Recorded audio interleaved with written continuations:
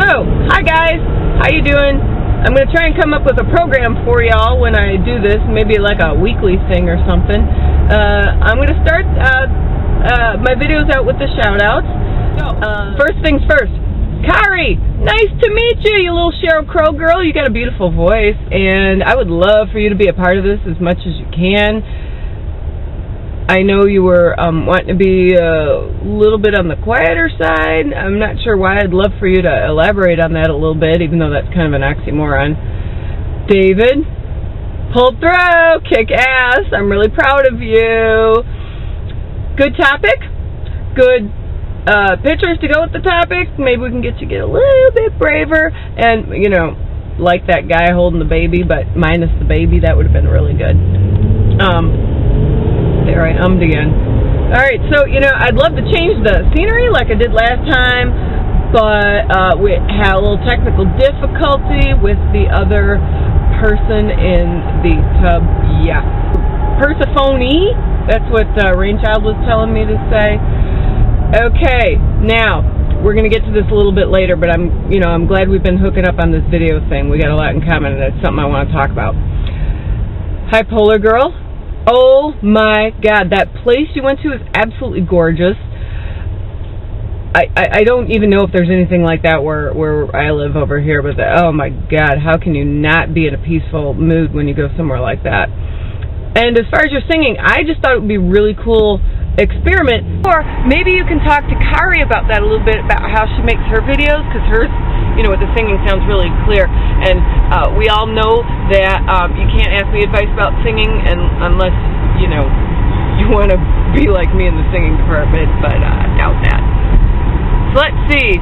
Renee, come out of your shell, please. I want to see you in animation. I connect with people so much better that way. Dale, I don't know where you've been. I know you said you were somewhere nice, Palm Springs.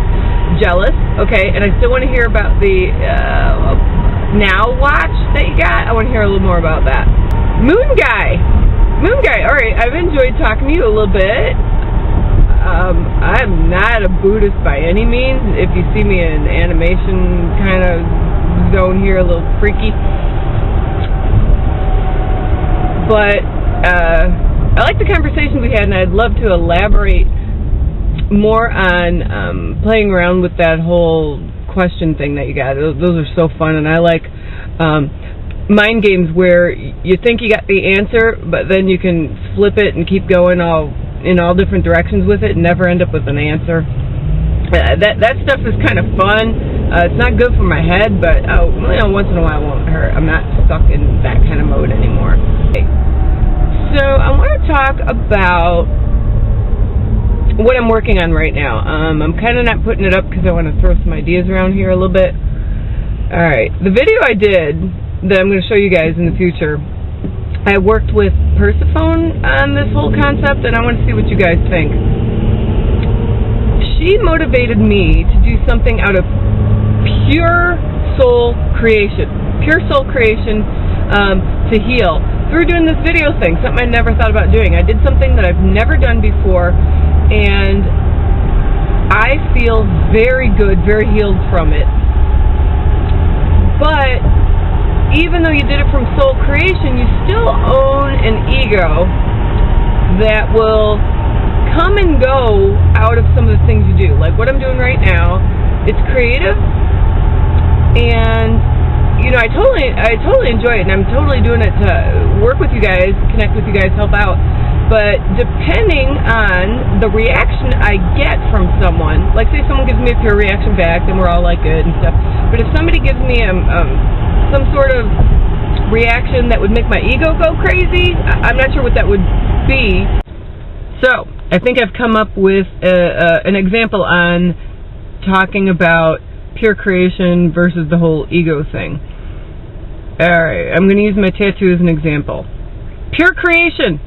Ever since before my episode, I wanted to do something like this, but the timing wasn't right. Always wanted to do that. Finally, it was the right time to do it. It was 4 months, 12 visits. It was the ride of my life. Absolutely loved it. But here, now I got my tattoo.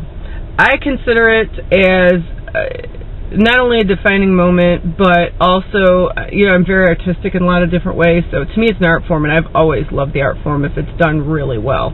Even though it was 100% honestly pure creation for me, I own an ego, and you guys do too, but mine might be just a little bit bigger sometimes. Anyways, we have a soul, and the ego kind of expresses that when you're in human form. Depending on what part is driving the bus that day, whether it's authentic self or ego, or if you're in a bad mood or whatever, is how you can perpetrate a reaction that you're looking to achieve that day.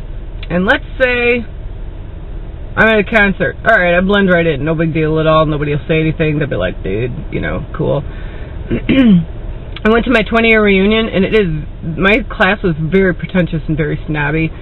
So I decided to wear a really totally backless top, which really my intention was to go in there and be completely playful, in costume, ridiculous, because these people were ridiculous. And goal was achieved. I went in with that attitude and came out with that result. So let's apply this to...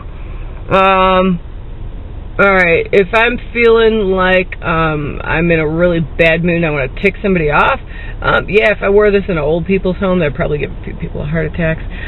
Or if I'm feeling really needy and I want people to give me attention somehow, you know, I can show it off and get people to, you know, ask me questions so they could talk to me. Maybe I want to talk to, you know, some people. And then I have the whole understanding that the stereotype that goes with the tattoo is just because I own one means I want to get laid every day. That's almost true, but aside the point, no, I'm not even meaning that. But how do I know the dance of